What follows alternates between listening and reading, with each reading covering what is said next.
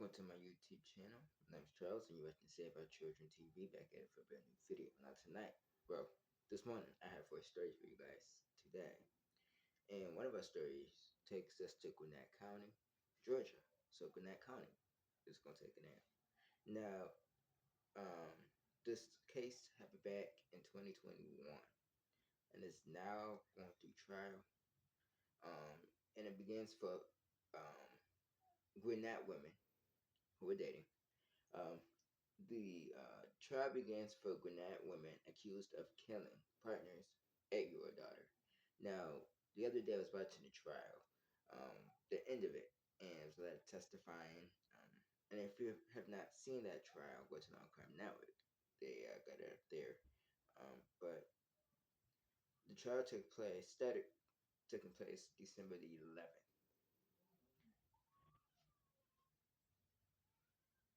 A woman is on trial in Gwinnett Superior Court on charges that she killed the 8-year-old daughter of her partner and wrapped the child in trash bags before dumping her body. Prosecutors accused Celeste Owens of repeatedly striking the child, Amari Hall, in the head in a Gwinnett motel where she lived with the mother, Brittany Hall, and the victim's sister and brother. Prosecutors allege Owens and Brittany Hall routinely abused the children and presented video evidence to the jury on the opening day of the trial. The story of the life and murder and subsequent investigation into the death of Amari and the abuse of her little sister and little brother will unfold in the days ahead. Gwinnett Assistant District Attorney Sabrina Nazam said. Authorities said after killing the little girl in November of 2021, Owens and Brittany Hall wrapped the child in trash bags and dumped her body in a wooded area in DeKalb County. A defense lawyer told the jury, while the case is tragic, there is no conclusive evidence Owens murdered the girl. There is not going to be any specific evidence presented to you all that my client delivered any fatal blow to Amari, defense attorney Rob Greenwood said. As a first witness, the prosecutor called a Gwinnett police officer to the witness stand. He responded to a call from the victim's mother that she was missing from the motel. The prosecutor asked the officer to describe the demeanor of the mother and her partner when he arrived to look into the child's disappearance. Fairly calm, nothing erratic, Gwinnett Police Sergeant Michael Forrester said. Testimony will continue on Wednesday. Brittany Hall also faces murder charges in an upcoming separate trial. God dang. Whew. Okay, that's a lot. Here's a news video. Pull it up.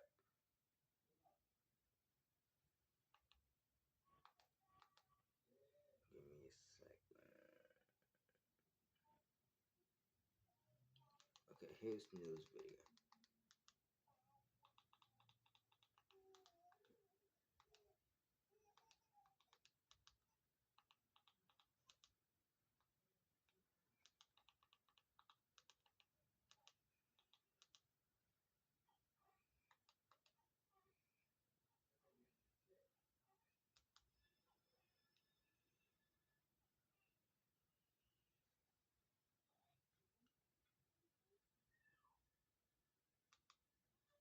Testimony started today in the trial of a Gwinnett County woman accused of killing an 8-year-old girl in 2021.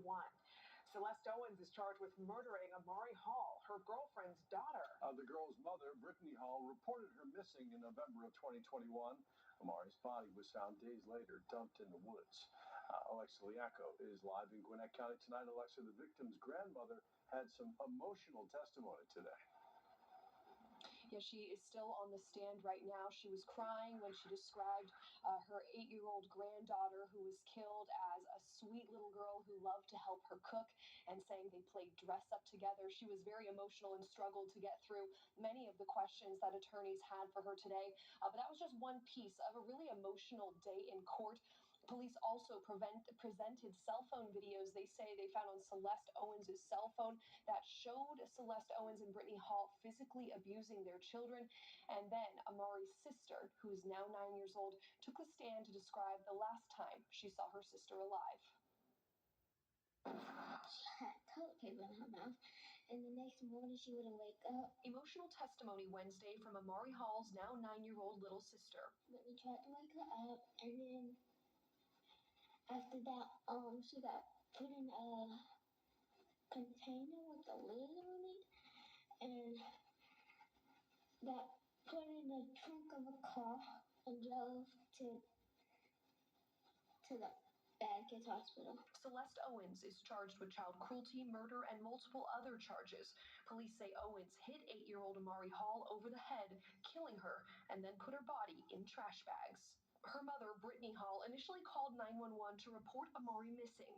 Amari had autism. I really think that she just, of course, ran away, but I really think that God forbid somebody snatched her up. Gwinnett County Police later found Amari's body in a wooded area near Stone Mountain Freeway. After the discovery, police say Amari's mother told them Celeste Owens killed Amari, then transported her body in a rented U-Haul truck to where she was found. Police say inconsistencies between Owens and Hall's statements led them to believe that Owens was responsible. Celeste made a statement on her time frame or how when she got home, then Brittany would change her statement. Prosecutors say police also spoke with Amari's 5- and 6-year-old siblings who reported that their sister had been hurt by the women. How would you say that you took her last night and that she's not coming back? I didn't take her last night. I don't know why she said that. An autopsy revealed Amari had several fractured ribs, internal bleeding, and signs of malnourishment. Her determined cause of death, battered child syndrome. Owens denies any involvement. And testimony of family members is expected to continue tomorrow as well. We spoke with some family members of Celeste Owens who say they are disgusted by being part of this process in any way, and they hope that there is justice for Amari through this trial. Live in Gwinnett County, Alexa Liacco, Fox 5 News. Now, speaking of this case, the trial is happening now. We're going to watch 15 minutes of it, and then we'll give my cousin thoughts about this particular story. We're going to watch about 15 minutes of the trial, and then we're going to give my cousin thoughts about this. And State's Exhibit number 81. This was inside of like a glove. It was a glove, like a work glove, and inside of the work glove was a tape. And is that noted here in State's Exhibit 82? Tell us how this is laid out, please. Yes. So this is documented, and then we have live cartridges, unfired cartridges here.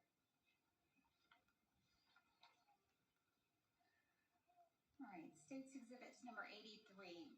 Where is this in relation to the two beds that we originally saw in the photos?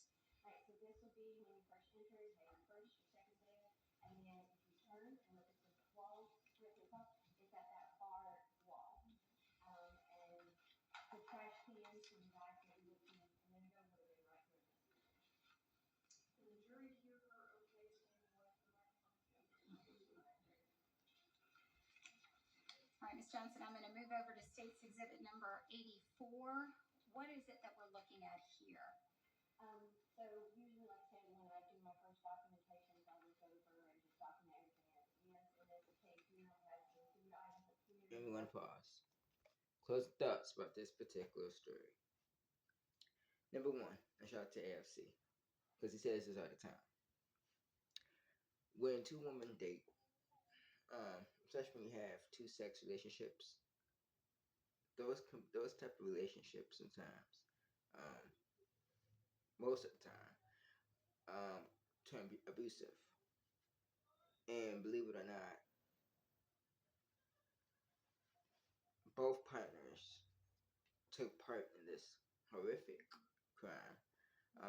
And the crazy part is that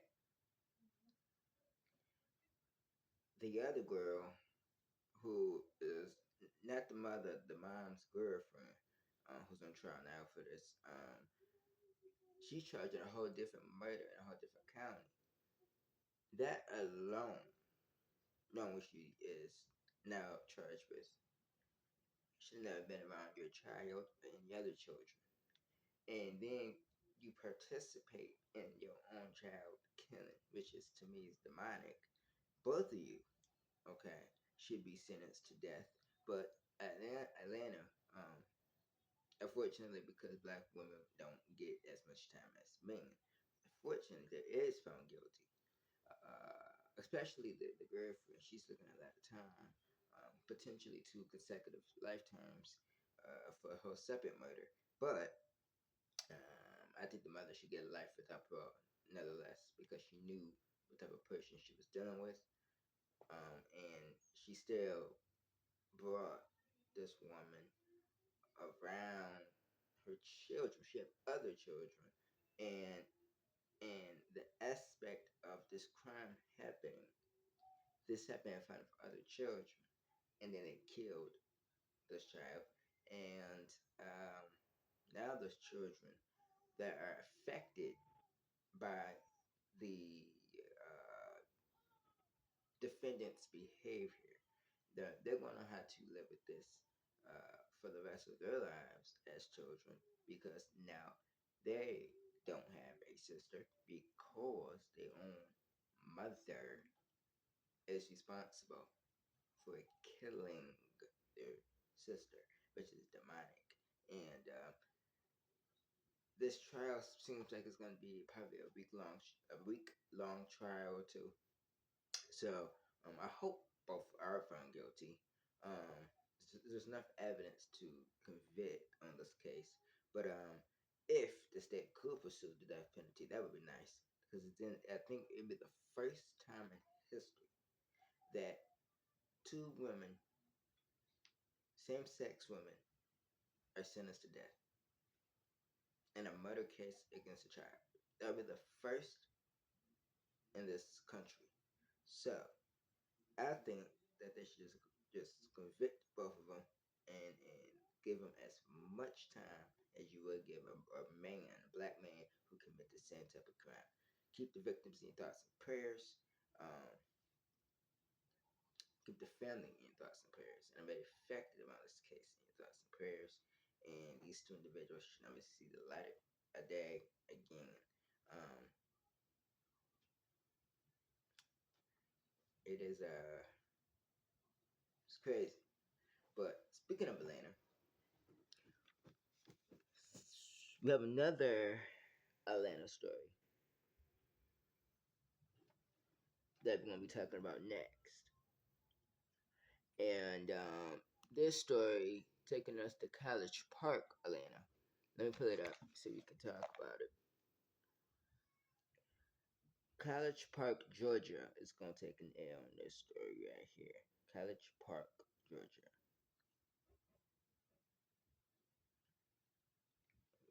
Look this case up real quick. We're on story 2 out of 4. 2 out of 4.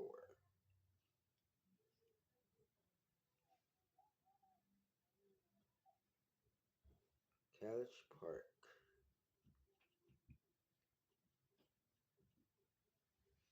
College Park, Georgia.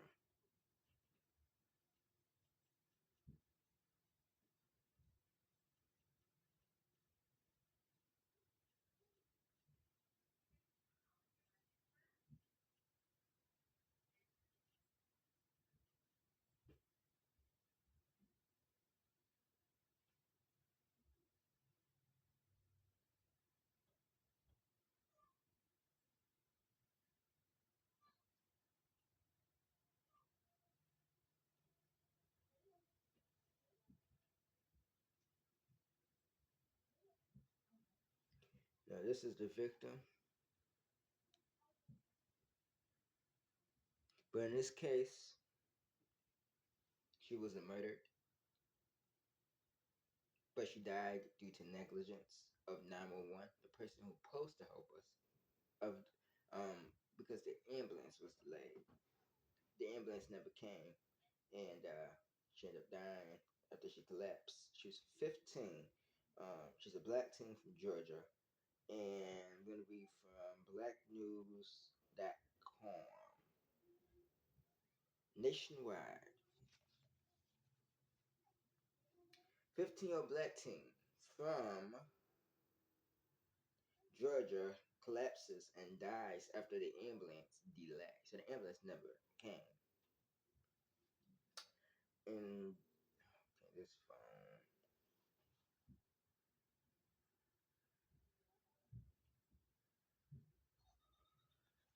Her name is Amanda Sylvester, a 15-year-old African American athlete, tragically died after collapsing during volleyball practice in College Park, Georgia. The ambulance response was delayed for over an hour before she went into cardiac arrest and died. According to the Atlanta News First, Amanda was warming up with the Dream Chasers Volleyball Club at the Tracy Wyatt Creation Recreation Complex when she suddenly fell to the floor. Emergency responders from the College Park Fire Department arrived quickly and attended to her while she was still conscious and speaking. However, Grady EMS reportedly did not send an ambulance despite multiple calls. After waiting over an hour, Amanda's mother transported her to Children's Healthcare of Atlanta in the van. At the hospital, she went into cardiac failure and was revived once and later died. Dream Chasers Volleyball Club director Catherine Murray expressed frustration over the ambulance delay, calling it unacceptable. I would have called it indespicable. We have precious lives in our hands, and we're responsible for these precious lives. Murray said we had to have a better networking system to protect these kids. City officials are now investigating why an ambulance did not arrive to provide additional trauma care and transport. We are all devastated by the tragic loss of life at such a young age, said Dr. Emmanuel Adrian, College Park City Manager of Recreation and Cultural Affairs Department staff. College Park Fire Rescue, as well as the volleyball club coaches, parents, and staff, followed all protocols related to an injury or healthcare distress. In response to the tragedy, Grady EMS stated that the initial call was classified as low acuity. The status was later updated and a unit was dispatched. However, by the time they were en route, Amanda had already been taken to the hospital. Meanwhile, Dream Chasers Volleyball Club has started a GoFundMe campaign to support Amanda's family and cover funeral expenses, legal fees, and other needs. It has so far raised nearly 13,000 of its 500,000 goal.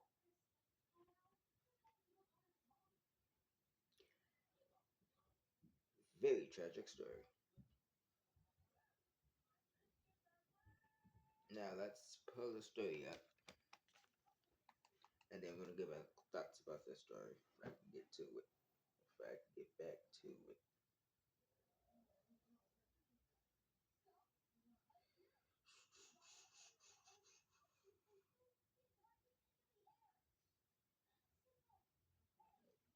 All right, I'm gonna look this story up.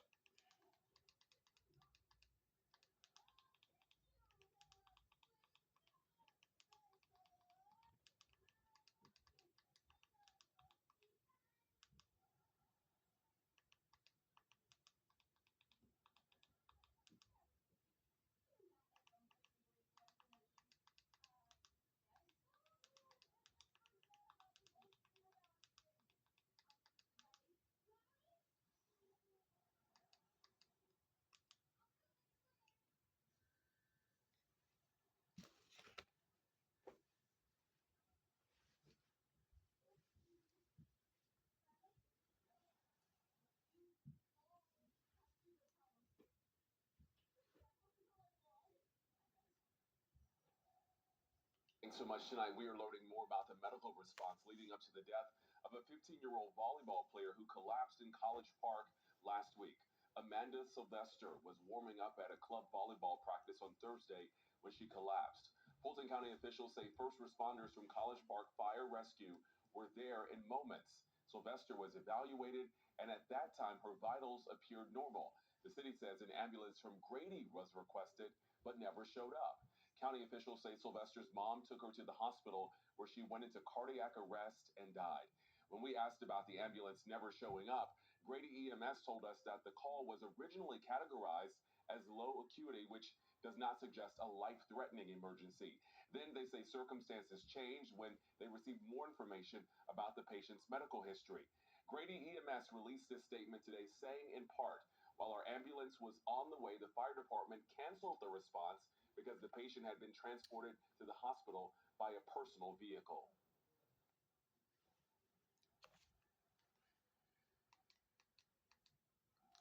Before I give you my closing thoughts, I want to shout out Indisputable with Dr. Rashad Ritchie. That's where I got this story from. He dropped this story 14 hours ago, 15,000 views on his platform. So, that's where I got the story from. And I want to say this. First of all, somebody needs to be charged with negligence at that at the dispatch center. First of all, 911 personnel, the ambulance service, somebody needs to be held responsible for that. Because how you not send out an ambulance once they're required in dispatch? You're supposed to respond immediately, and because you did not respond immediately, this 15-year-old child lost her life. Now, had they had responded swiftly, maybe they could have rushed her to the hospital on time. But they failed to do what they're paid to do. So it was called negligence, which your family can sue because they were negligent. Now, I don't know if they can be charged. I mean, but they could be sued. If the DA, if the family wanted to pursue charges, the charge that the ambulance people, the EMS, to be charged with would be negligatory homicide, which is called negligent. It was negligent because you never responded to an emergency call. You failed to respond to a call of service, and there needs to be more retraining. I know there's a lot of people like myself is disturbed and outraged. Um, Ben Crump, I really hope is representing this family because he does a good job, um, like a lot of these attorneys, to file appropriate lawsuits. Somebody to be held accountable and held accountable because this was failed to render aid. Somebody collapsed during volleyball. Y'all should respond in a decent amount of time to help the person in need. Yeah, it took over an hour to respond. I don't understand how you just because it wasn't at that moment it wasn't a serious call, you still should have responded because she might have could have been saved from her injuries. And I'm gonna tell you why she ended up passing once she got to the hospital and we wrapped her the first time. She was um probably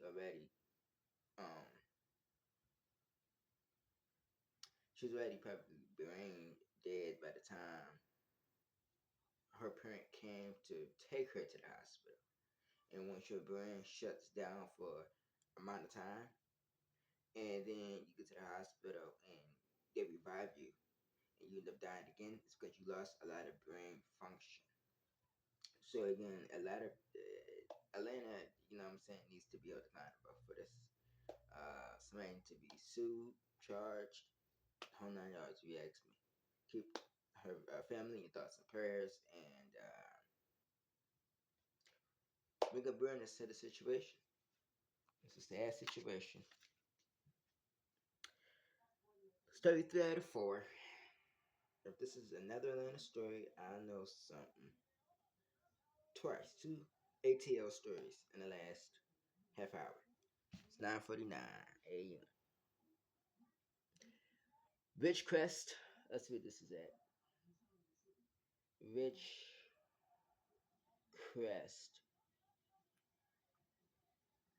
Ice. Hold on. Ice X Killer. Sorry about it. Oh, we in California. California gonna take an L. Bakersfield, California. Taking an L. I'm on KGET Bakersfield. A Ridgecrest Ice X Killer gets 24 years in child sex abuse case. 24. He's a white man. 24 years. I think she got more than 24 years, though. That's all I'm going to say. All right. Daniel Gunderson already serving a lifetime. He's already serving life in prison for killing his girlfriend with an ice axe. In Ridgecrest, he has been sentenced to a couple more decades after pleading no contest to sexually abusing a child. This man should have never been on the streets of California. Again, our system is not our system, but again, the system is broken. Gunnar Sion, 24, was sentenced Tuesday to 24 years in prison, according to court records. He received a life term last year for the grisly murder of Catherine Fane, 21. He attacked her with an ice axe in his stepfather's garage, repeatedly raining down blows with a sharp hiking tool. A painter working on the house entered the garage and found the 21-year-old Fane dead with Gumison covered in blood standing nearby. The killing occurred May 18th of 2021. A day after the couple argued with Gunru's son, he saw another man at Fame's apartment. Sometime after the murder sentencing, the molestation victim came forward. And I'm glad that the victim did come forward because she deserves justice. Now, she accused Grayson of forcing her to engage in a sex act on numerous occasions from 2016 to 2021. Charges were filed earlier this year. Here is the news video. Oh, gotta get his name. Gotta pop his name up here. Get to news video.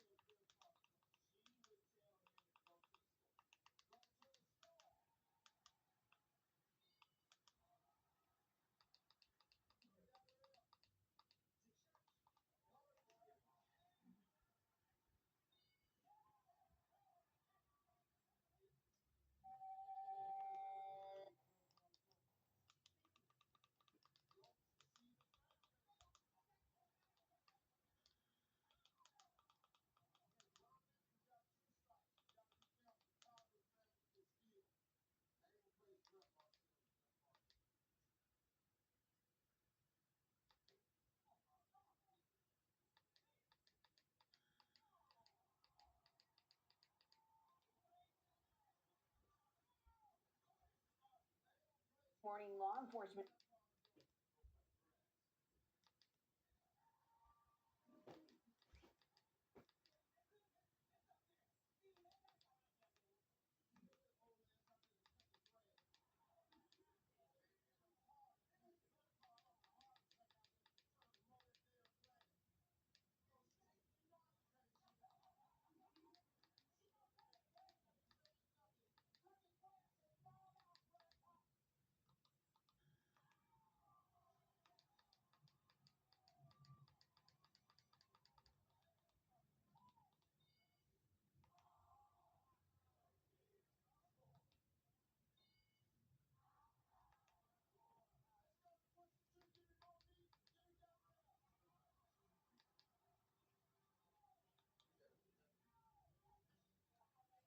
Well, I can't find a news video to it, but I'm gonna say this from closing thoughts. This man should never been on the streets. And unfortunately, a lot of victims who are the S word abused when they're young, and for many years they don't come forward because a lot of times they're scared of they're scared of their perpetrator.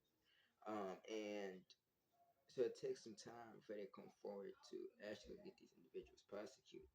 But it is up to the state to keep these individuals locked away for a long time. They're a danger to society. And if they're only going to prison for 20 years or 15 years for that same crime and to get out, do it again, they're not going to learn anything in the next 15 years. So we got to start giving people that life in prison to keep the community safe, society safe. But the system is broken. And it's quite sad, but um, I'm glad that he's in prison and he will never see the light of day again. Keep the victims in your thoughts and prayer. Keep the families in your thoughts and prayers. And we on the last story, 4 out of 4. And this story is Macomb County. So let's see. This might be Georgia. Another Georgia story. Macomb County.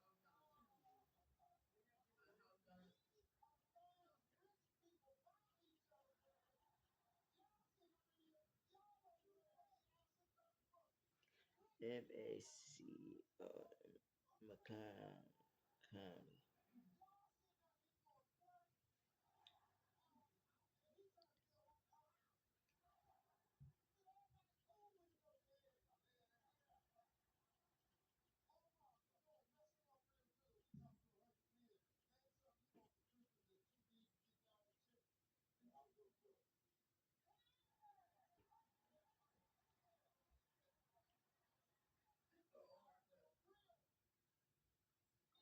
Detroit. Detroit taking an L. Our final story is out of Detroit. So let's have it back on.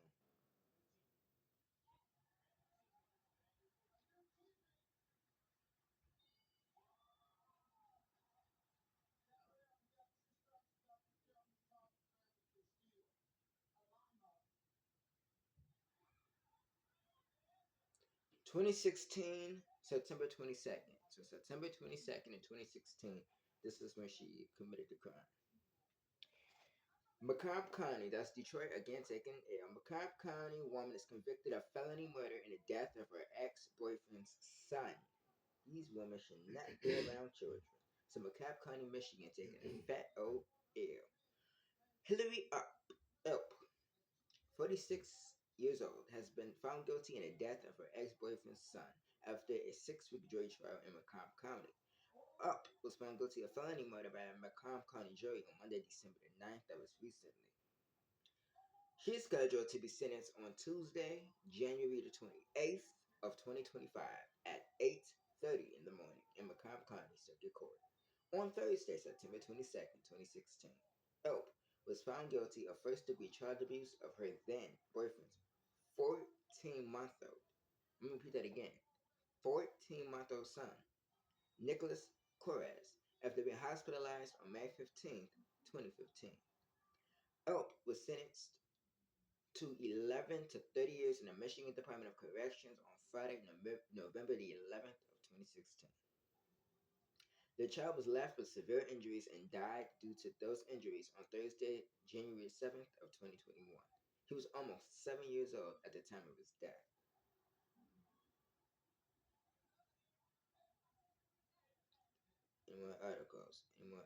Let's see. Elp was charged with felony murder.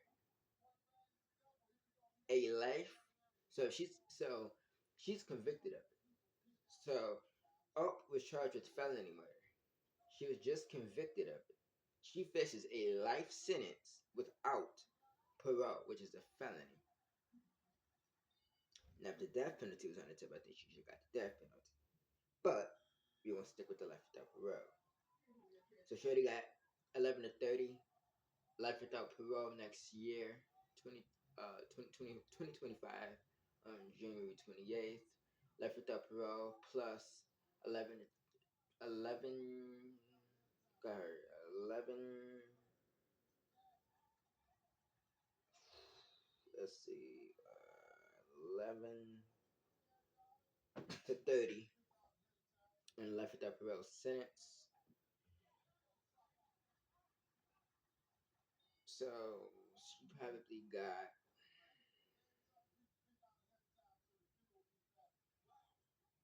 she you know she would die in prison basically. Let me look up news video and then we're gonna give our closing thoughts on our last story.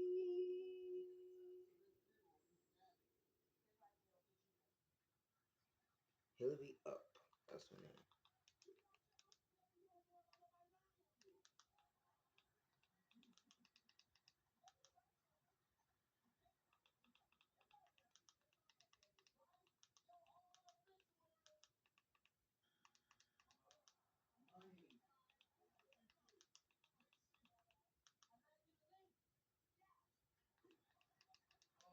Hillary up.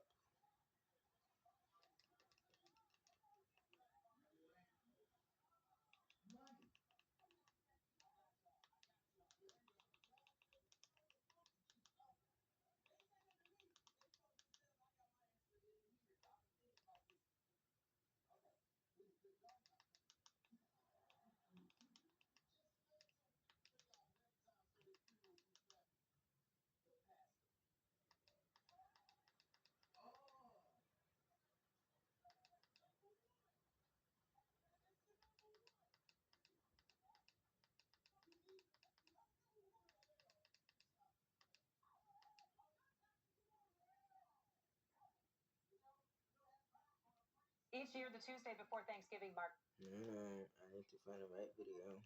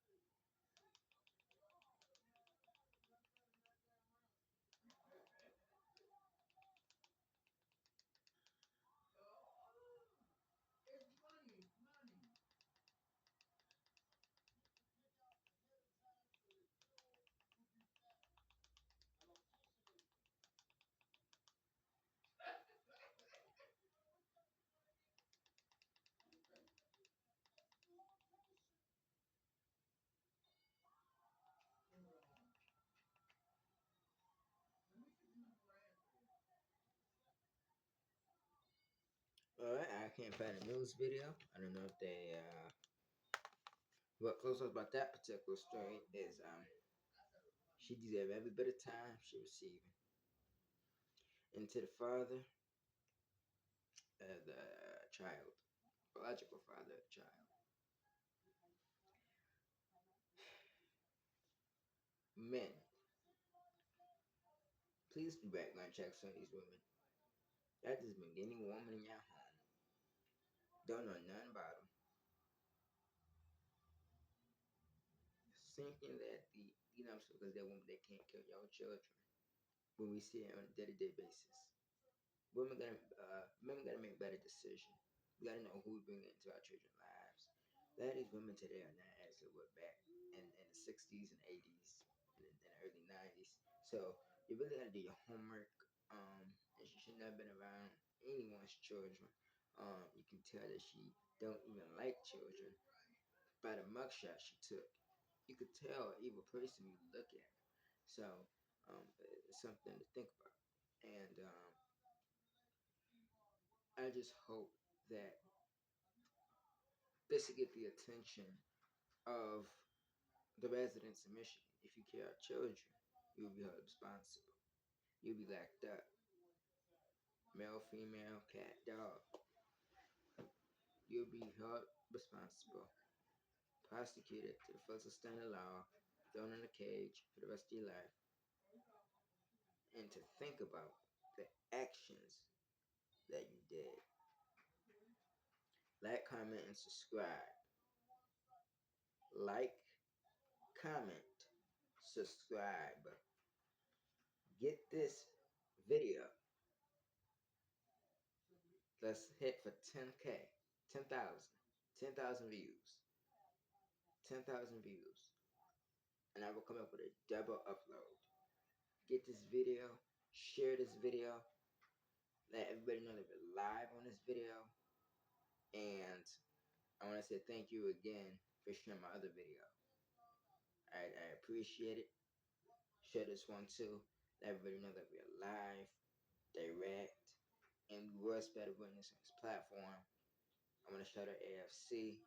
I want to shout out Relationship Rehab. I want to shout out Tommy Sotomayor, Fashion Fit. I want to shout out everyone who, you know what I'm saying, are the strong men on here who, you know what I'm saying, make good videos and to spread awareness. And I see you guys. on Monday. Have a great, great, great weekend. Go Bells. We have a game on Sunday, I believe. Play against the Detroit Lions. We're going to win that game. Go Bells.